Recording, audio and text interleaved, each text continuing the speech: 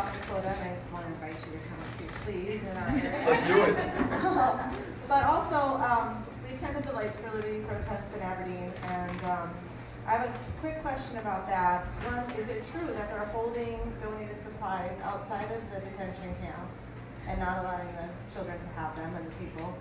Also, what is your plan for reuniting? We've become so divided by racism and the hate rhetoric, and there's so many people that are embracing it, and I wonder how you're going to win them back. Yeah. So the first question is, how do you reunite these families that have been separated? And to add urgency to this, I want to share a quick story. We were in El Paso. There's a wonderful Catholic charity called Annunciation House that has facilitated some of these reunions. The child who was separated from their families, the parent who may have been deported back or was held in detention by ICE, finally are released and are able to come together.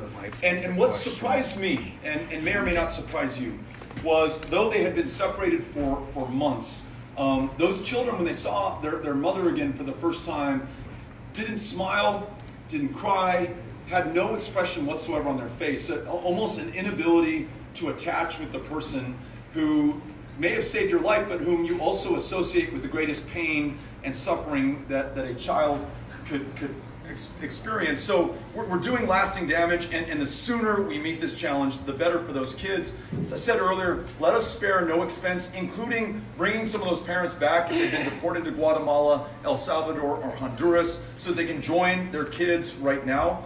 Let's make sure that there's real accountability for those who are responsible for the suffering that those children who have endured, those 6 deaths that we've seen.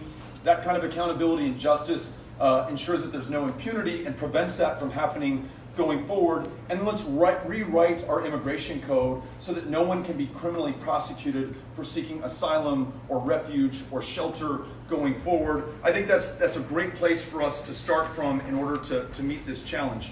The second question. You all saw the video or read the reports of a rally that the president held in North Carolina after asking for, is that this is not, in terms of his record, an anomaly, nor is it only offensive to our sensibilities or to our ears. I think we risk fundamentally changing the character of this country. You do not put kids in cages until you start looking at them as something less than human. You don't have the mosque in Victoria, Texas, burned down.